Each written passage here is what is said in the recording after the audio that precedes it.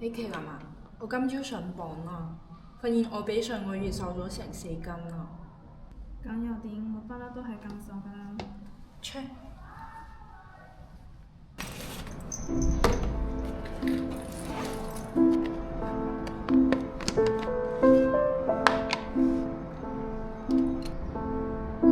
你個雙下巴都幾得，你個雙下巴都幾得意喎。好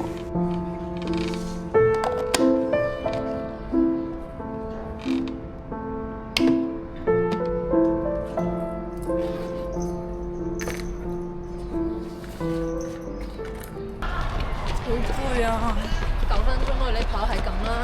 堅持就係勝利。咦，珊珊仲未跟上嚟嘅，平時佢跑得冇咁慢噶喎。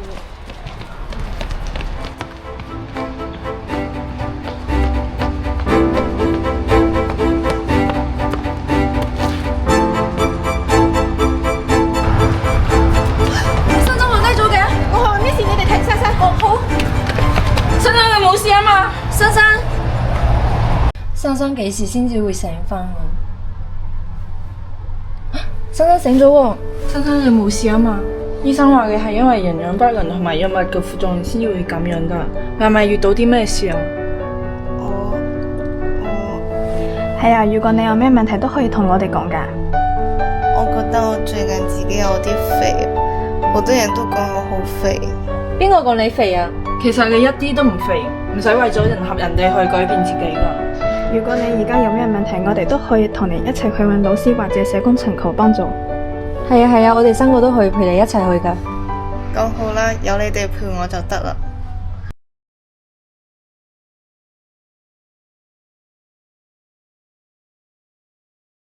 珊珊啊，見你面色好咗，近排係咪好返好多啦？係啊，好咗好多啦。咁就好啦。其實都要人哋知道呢，我哋每個人都係獨一無二嘅，唔好因為呢別人嘅説話呢，令到你去否定自己。我哋嘅健康啊，我哋嘅快樂呢，先至好重要。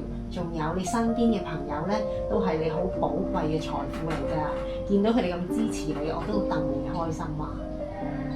我知啦，我以後會好好愛惜自己嘅身體。希望咧之後你有需要嘅時候啦，都可以嚟揾我一齊傾下偈嘅。仲有咧，另外都想介紹一啲坊間嘅機構俾你哋認識，有需要亦都可以咧打去佢